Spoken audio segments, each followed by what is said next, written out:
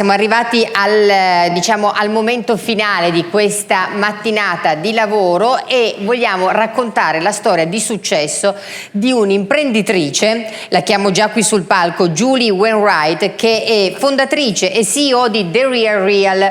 Abbiamo parlato già prima del mercato del second hand, ce lo parlava nella ricerca di quanto stia crescendo, dall'altra parte di quella che sia anche la sua vocazione naturalmente sostenibile. Hello. Hello, nice to meet you. Oh, welcome. Move over. Thank you. Okay, I'm sorry I don't speak Italian, and I'm sorry I'm keeping you from your lunch. Okay. It's fine, but I know that you have a presentation that can describe your business, but before we go through your slides, I would like to ask you a couple of questions. The first is how the business of the resale is shifting the consumer shopping behavior. Which is the impact of that? Oh, there's multiple levels. Number one, everyone tells us they look at the resale value before they buy in the primary market. So said another way, resale supports the primary market, but men and women are doing the math. So if they see a really great resale price, then they do the calculation. They say, oh, it's not $4,000 because I can sell it for $3,000, so it's $1,000. Now, they may never sell it, but they're doing the math. They're doing the math very well. And the other point, the other focus that I'm very interested in about your business is which is your interpretation of the sustainability, how the RealReal is a fashion company that is really sustainable. Well, there's a couple ways. First of all, we recirculate goods. So number one, that's very important. But we took it a step further. We worked with Shift Advantage to quantify the impact of what, when people consign, what that means in carbon offsets. And I think I have a slide about that. So let's go through your presentation. So it's very short. At dinner last night, I recognized that most people don't know who we are, which makes sense because we're only in the US right now. We're 8.5 years old, and I'm the CEO and founder. It didn't work. Let me see. No? Well, maybe we're, there we go. Okay. These are last year's numbers. We did 711 million turnover. We are a consignment shop, so we take a percent. We're in all these categories: women's, men's, jewelry, watches, home art, and kids. Women's apparel is our number one category, followed by fine jewelry and watches, followed by handbags. And we're very different. We're not peer-to-peer. You may hear a peer-to-peer where people post and they do everything. We do all the work for the consignor, including we come to your house, we remove your things, we then photograph, write the copy, we authenticate, and for the buyer, we fulfill all products. So it's a completely different model built on service for the consignor, trust and service for the buyer. And because we control everything, we also have a lot of data. All of our databases are designed to give us a lot of data, which brings me into some trends. So next we're going into trends. These are most recent trends, brands that are being searched for the most. And as you can see, Louis Vuitton is number one, Gucci. And on the other side is the percent change versus same period year ago. And the fastest growing is Balenciaga. I have a question for you about these slides. As we can see, the top brands. There we go. The top 10 search brands, many of them are Italian. Can you explain what makes Italian high-end brands so desirable for the luxury customers? Well, I know what our customers tell us. And look at Gucci just shot way up. They're relevant, they're beautiful, they're beautifully made. And these are names that have been known for years, decades. And so I think all of those things, but I think importantly, Gucci goes between Louis Vuitton, it goes number one, number two, they switch, they're very close. And I think also in particular, you're reinventing yourself. You're not resting on what was, you're using your heritage and reinventing. So you're appealing to a very modern group. So what you are telling us is that Gucci represents for the US customers, because your customers are based in the US, is correct? Primarily. Primarily, that the key is the heritage combined with the innovation. Exactly.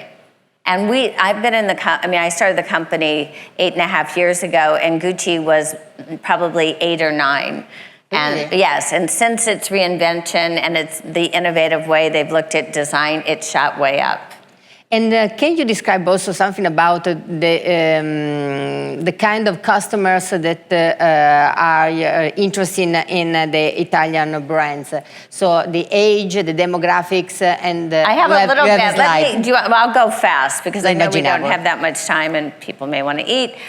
This is really what's growing in handbags, and all these slides will be available.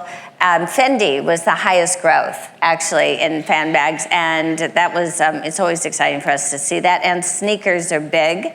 So we do ship about 7% out, and when we think about who's buying it, it tends to be slightly younger than who's buying in the US. So it's 18 to 34-year-olds are buying overseas. Our demographics are 34% of our business comes from the 18 to 34. You know what I think is interesting? At the bottom is the top brands by territory, and Prada is still reigning very strongly in Europe. So another strong Italian brand here that it's reigning strong. And then this is basically what's up, what's down on luxury women's and jewelry. We do a lot of jewelry. Same thing on more contemporary brands, emerging brands, trends on emerging brands. And this is a very interesting thing. You're going very, very fast. You say we are very strong in jewelry. Can you explain how your portfolio is composed? Your jewelry is the main sector, is still the main sector? Is a question. So number one is apparel. Yeah. So if you just say about 30% of our business last year and continuing this year was apparel. And then we put fine jewelry and watches together. But for women, it's mostly jewelry. For men, it's mostly watches. And for fine jewelry and watches, it's another 30%, maybe 32%. And branded jewelry does much better than unbranded, but we do sell unbranded jewelry. So it's very important. And then after that is handbags. Okay. And handbags. The third sector is a handbag. And handbags. It's very close with fine jewelry and watches, but slightly less. And then shoes and home and art is very small for us, but still important. And which is the future, in your opinion? Which sector will grow the most? You know, it's a very interesting thing. Apparel, I think is going to continue to be our number one sector. And the reason being is people buy and consign all the time. And our customer loves to have something new, even if it's previously owned. And the goods are so beautiful. The apparel is built with, fine materials. We sell luxury goods, so it can be worn multiple times. I don't expect that to change. The difference between us and other peer-to-peer, we have experts that authenticate things, and I have on the jewelry side, 100 gemologists and watchmakers that actually work for my company, so they can actually price the goods very, very clearly and evaluate the goods and eliminate fakes. So jewelry, we're very distinguished in the market, in the resale market. Please go on. This is, streetwear. I haven't heard a lot about streetwear today, but streetwear is really big for us. And what was interesting, there's two interesting trends. It's not just the younger generation buying streetwear. And the other thing is women are buying men's. So it's becoming, regardless of age. So women are cross-shopping. So there's a lot of fluidity, which I think was talked about, but it's not just in the younger generations. And that trend we started seeing about 6 months ago, and it's gotten stronger. Which makes me think we need to change our models, our mannequins. How do you think we have to change our models? Well, if people are thinking more androgynous, then perhaps you need more androgynous models that actually appeal to a broader group. So the gender is no more significant. In some things, maybe not as much. Especially for the younger. For the younger group, not as group, much. yeah. So they can envision themselves in things. Yes, it's an interesting trend. Trends, yeah. This is really important. So many of our customers, the first experience with luxury is on our site. And so then we measure where they migrate, and we're always understanding most of them actually buy on our site first and they save enough money and they buy full retail. Our consigners consign to buy full retail, but this is really important. Of the people we track, that Gucci seems to be when people move away from streetwear, they move into Gucci. And that's also a trend that's been going on for a long time, and that bodes well, I think, for Gucci and Prada, obviously. So what are you saying us is that Gucci is very good to interpret also this new trend that intercept new kind of customers, the streetwear. It's very interesting, and that's also been consistent. So as people move to try more traditional luxury, they move mostly into Gucci.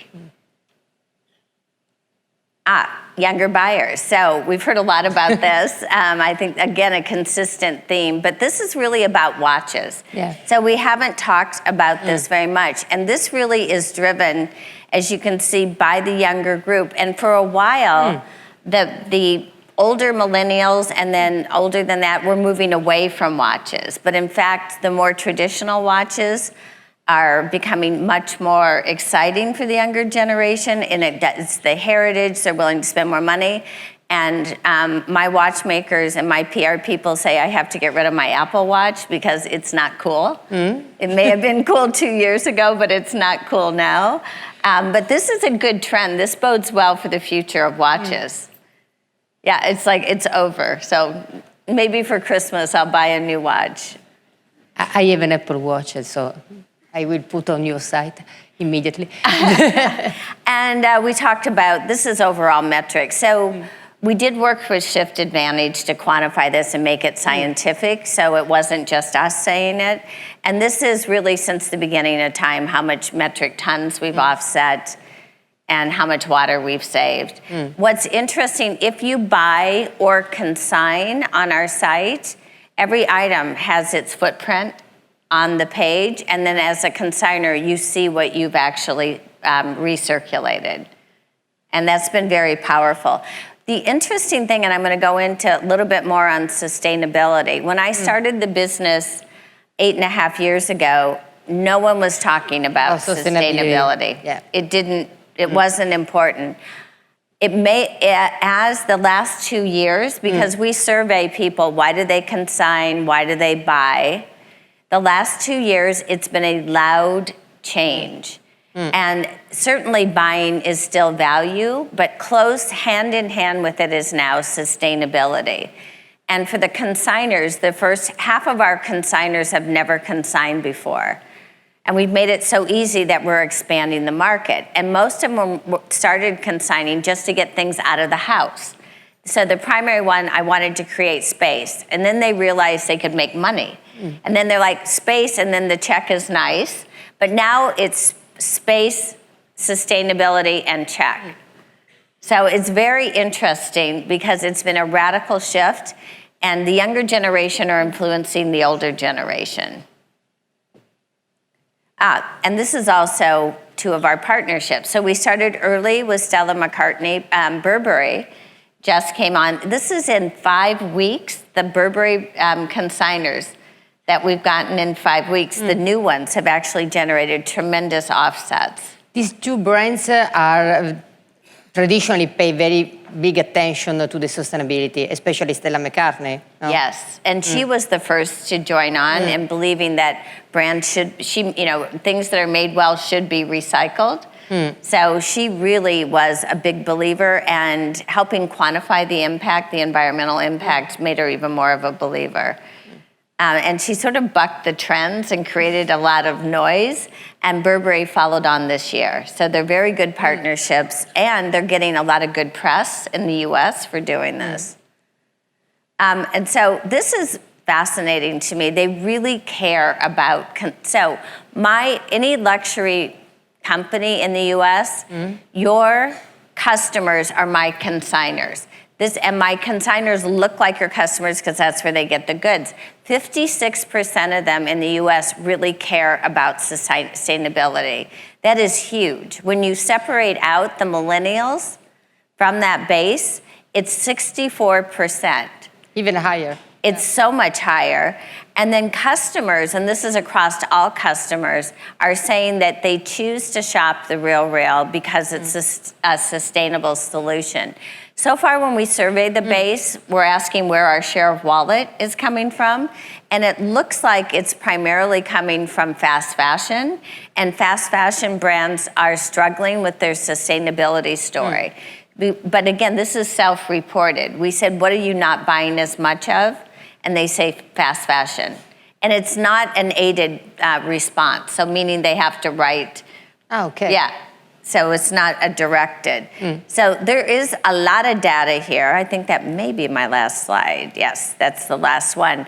But I felt it was important because we're not peer-to-peer, because we take possession, we do all the work, and we set all the pricing, and then we survey the base regularly. Number one, it attracts a more affluent consignor. And number two, we have a lot of great data. And our data tends to be reflected. It's a reflection of what's happening in the primary market. I have a very last question. You're very elegant. There is something second hand? Well, I have to say, these are Gucci boots that I had to have. So no, it's primary market. Okay, thank you, Julie. Thank you very much. Thank you for being with us. Thank you very much. Grazie anche per aver condiviso con noi questa esperienza. Grazie a voi che ci avete seguito ed ascoltato in questa presentazione dell'Osservatorio Altagamma. A me non resta che ringraziare ancora Altagamma, Stefania, Matteo e tutti, e naturalmente darvi appuntamento al prossimo anno.